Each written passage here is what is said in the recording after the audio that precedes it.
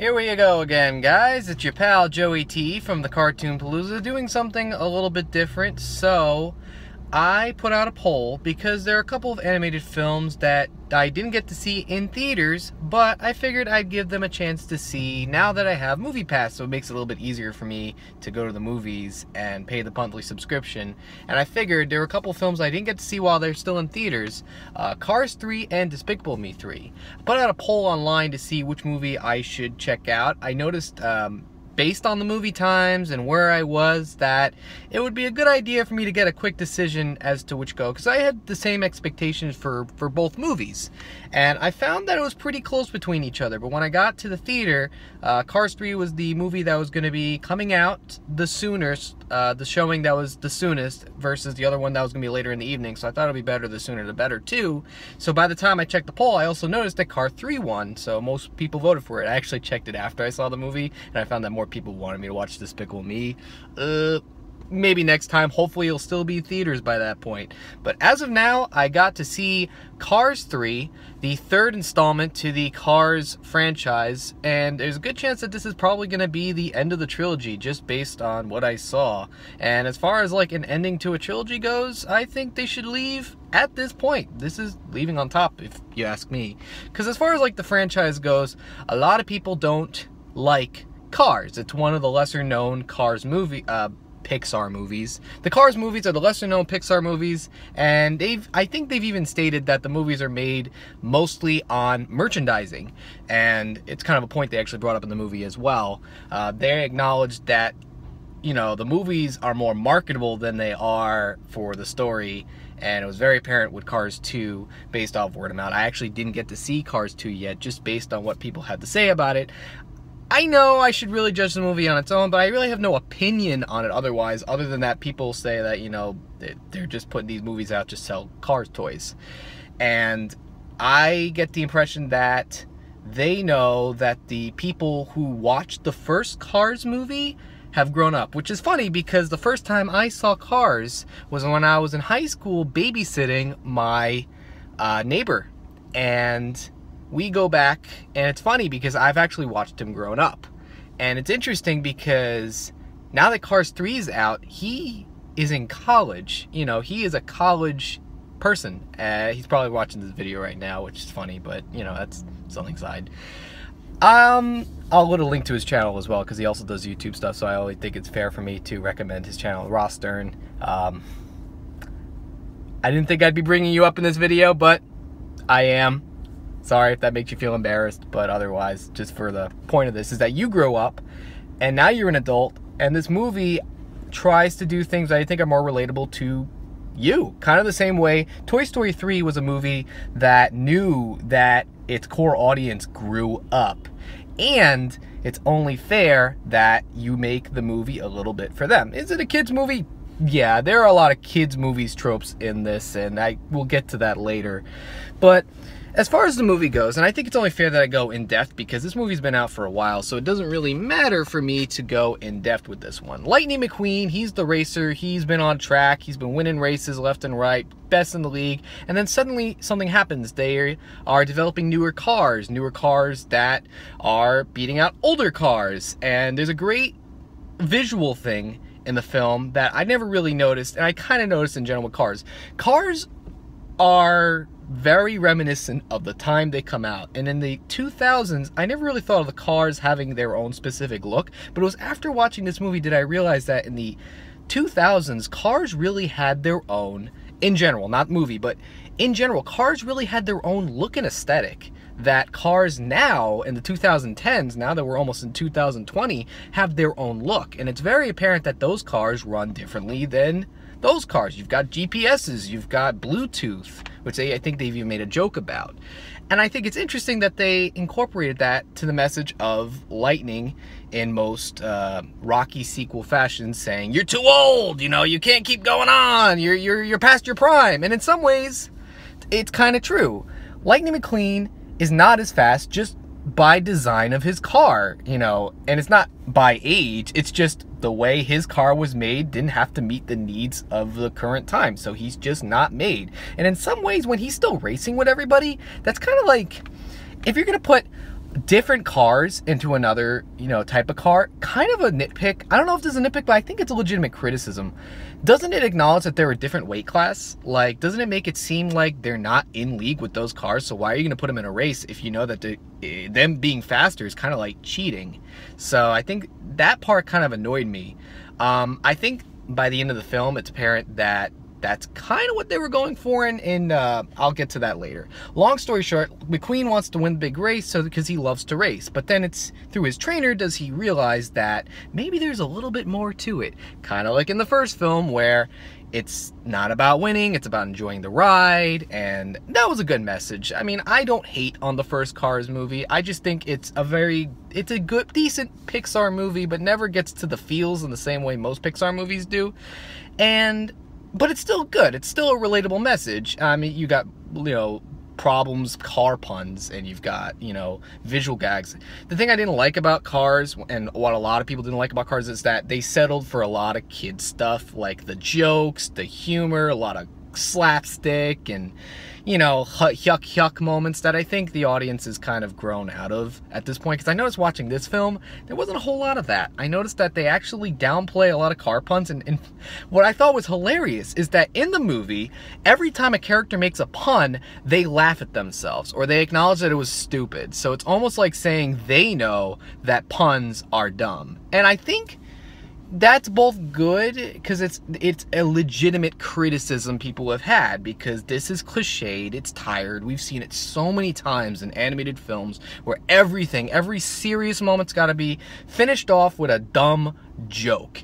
And I am done with that, honestly. I think we have grown over that as an audience. And I think I'm glad that they acknowledged that. I mean, if you liked it for the puns, if you're a pun master, you might be a little bit disappointed, but I'm over it. I'm done with it. And I think a lot of people are done with it too.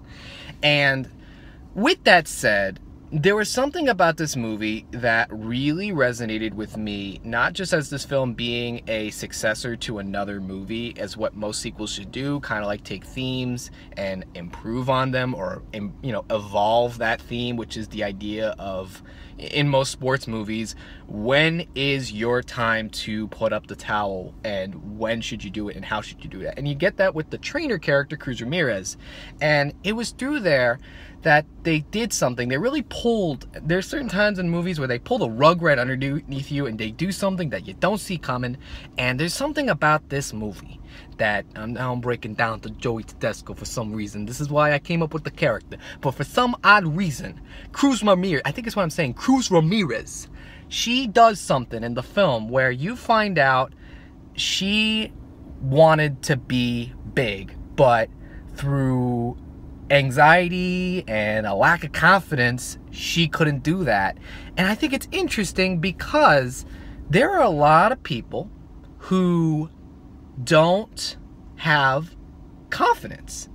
And for me, growing up, I didn't have a lot of confidence growing up. And that was something that really resonated with me, because there are a lot of people who have full potential, but they don't hear it enough to know that they are good enough, or something in their life keeps them from knowing that they could do something greater. And it's through, positive self-talk and just motivation, and someone finding it in you to know that you're better than who you are. It's the reason why I get into counseling, and why I love to be a counselor, is to encourage people to be the best that they can be, knowing that they don't hear it enough, or they don't believe it in themselves. And there was something she said in the film, and it's one of my favorite lines in the film, is when and it reminded me of The Breakfast Club, where she tells Lightning, "How does it feel? Have you ever felt like you could lose?" And he tells her, "Not really."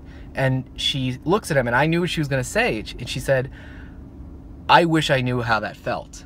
That, I actually got a little teary-eyed. That was something pretty deep.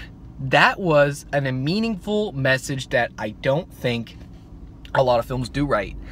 I think the whole believing in yourself thing in animation is tricky, because a lot of the times, if you can't root for the character, you don't believe that they have to believe in themselves, or characters that just strike themselves as being confident and just cool characters, they don't need to be told to believe in yourself, because it seems like they could just do it anyways. Whereas you got a character who reflects this stuff, and it's very possible for you to relate to that, and you're like, you know what?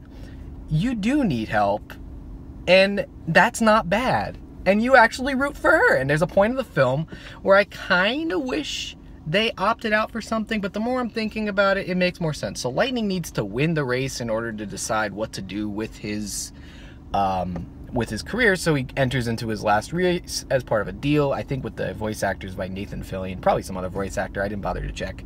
And it's through there does, I believe, my English is so broken, that I believe that she should have raced for him to begin with. But I guess with the whole message of him realizing it himself before actually doing it, you gotta walk the lines, walk the tropes. Kind of a bothersome thing in most animated films. That kind of puts the film a little back. But as far as like doing that, it's like they should do that. That's something they should do for this movie. Not only as a movie to end this sort of franchise, but to sort of give closure to him and to acknowledge that he's literally, you know, passing on his, you know, his message. And it's great that they incorporate Doc Hudson. I don't know how they did it, but they must have found, like, you know, scratch audio from Paul Newman. It's great to hear Paul Newman. I love Paul Newman movies, and I liked him in the first Cars movie, so it was actually very nice to hear Paul Newman's voice again. And seeing Paul, because it's a strong character for that film and for this movie. And it really also reminds you, because it seemed like they didn't bother to do this in Cars 2. I don't even think that movie is supposed to exist. To say no acknowledgement of that film. And honestly, if the movie sticks with that message and it sticks with that, you actually love it more. And I don't know if I'm going to say that this is going to be like the best animated film this year, but I'm going to be honest. Captain Underpants is not a disappointment by all means, but it wasn't trying to be like Pixar level or, you know, like Academy Award, like a big slice of life movie. It's supposed to be a silly comedy, and in that it works really well. But I'm gonna have to say, right now, I think I really like Cars 3. More so than the first Cars movie. It actually makes me appreciate Cars 1 a little bit more. But like I said, it had a lot of those problems and tropes that you figured they would improve on. But it seemed like at that point they weren't focusing on making a movie, they were just making merchandise. But with this, they legit made a movie, and they know that they take this franchise seriously. And with that, I actually love this movie. More so than the first Cars movie. Does that put the franchise up as like one of the great Pixar franchises? I don't know. I don't think so, honestly. But I mean, compared to like Monsters University, when it comes to recent, you know, I wouldn't even say like most recent sequels. Finding Dory was really good. When it comes to sequel, I think Pixar does pretty well. Yeah, Monsters University was the only weak prequel. But as far as this movie goes, this was actually a very strong sequel. I would watch this movie again. There were a couple of things, like I said. They had a villain character. I don't think they needed to make a villain character. And the more they tried to make him the villain character, you'll know the guy who buys out the new the company that keeps Lightning, whatever, racing, he's made up to be the bad guy, and you're like, you don't need to do that, just make him a guy. And they kind of tried to do that in the film, but the way they were like, oh, setting him up as being the bad guy, the antagonist, it's like, you didn't need that. And even the first Cars movie, well, they did kind of have an antagonist, and they brought him up again. I think it's voiced by Michael Keaton again, the guy who competed against Lightning McQueen. And for some reason, I just couldn't get behind that. I couldn't stand that. And they were like walking on things that they acknowledged in the past films, like Mater has to be in this. And as annoying people find, they don't use a lot of Mater. Like, the whole idea of Mater is that he's his sidekick, his partner, but they don't have a lot of Mater in this film, and it's not a problem I have. It's just, it's acknowledging something that they've done so many times in the other movies that they're not bothering to do again. And you're like wondering, it's like they know this character was weak, but we had to sit and deal with him for so much that it makes you realize that when they are not having that much faith in that character anyways, it makes you realize that he was never a good character to begin with. And he's not a good character in this movie anyways. You don't need him other than the fact that he existed in the other movies. I don't think you needed Mater. He wasn't really that funny. I mean, I never ride the Mater rides in Disney World. I don't know how much of an impact Mater has to me as a kid. I wasn't a kid when I grew up with him, so I wouldn't know. Maybe it's like Timon and Pumbaa for most people. As far as side characters know, he's an annoying character. I mean, like, the worst ever? No, but you don't need him. And I mean, even Sally. holy crap, you didn't need her either. She's just there to be shoehorned in. They had those elements where it's like, we have to have these characters because they were in the last films, and the more you think about it, I don't think you really needed them. For some reason, they tried having Luigi follow along with the characters, and he's just whatever. I mean, it's nice to have, I mean, you could have had Mater with them, but it makes sense because they're training and they need the cars and the tires to be replaced, so that's why they're there. And that makes the other characters feel pointless. And I guess that's why, looking back, when I thought that they were okay characters when I first saw the movie, but it's over time that I realized that it's not really serving a purpose to the story, and at the end, they kind of serve their purpose in some little ways that feel a little bit forced, that you realize they're not really that good characters or really resonate with you, kind of like Andy's Toys is like, you know, they're kind of made up to be like the Andy's Toy Gang, and they're not really as, you know, relatable. And the fact that you gotta still stick around with them because they're from the last films, it's like, yeah, even they know that they're not really that good. I'm talking a lot about this film, aren't I? And that was a problem I had with this movie. And it's kind of been a problem. So I really wish I could say it's something that I could do without, but it's a Cars movie and you need those characters. So by nature, having them in there, you know, dampers the movie. It's a no-win, it's a Kobayashi Maru of criticism, and that's kind of sad. And I mean, there's also the villain, as I mentioned before, but other than that, other than some cliche tropes, I enjoyed this movie. As somebody who grew up with a lack of confidence that kept me from doing a lot of things that I want to do in life until I realized what I could do with the potential I had, it was actually very impactful for me, and I think it would be impactful for a lot of kids, a lot of adults, and a lot of people in my age group. It's a good movie. I mean, as far as animated films, there's a good reason why they're still showing this movie in theaters, is because it's actually got people are coming back. People have to be coming back in order to be seeing this movie, and I'm kind of glad. It seems like it's still doing pretty well. I don't know about Despicable Me. Is that a good movie? I don't know. No expectations whatsoever, but I am going to check that out soon because it doesn't seem like we're going to be getting a lot of animated movies coming out until, I guess, Ninjago comes out, so it gives me a chance to catch up on anything else. Comment below, let me know what you think. Again, it's fun making these videos. I know you guys like to check out these vlogs, and I like making them because it's great to get those fresh thoughts out of my head. When I be back, I'll probably be watching Despicable Me 3 either next week or even later this week. We'll find out. Follow me on Instagram, which is Tedsy91. Never really advertised that as much. It's newer. Follow me on Twitter. Follow me on my Facebook fan page, and you will get these updates as far as like what video I'm going to make, how I'm going to make it, and let me know what you think in the comments section below. Thanks for watching this vlog. Have a great evening.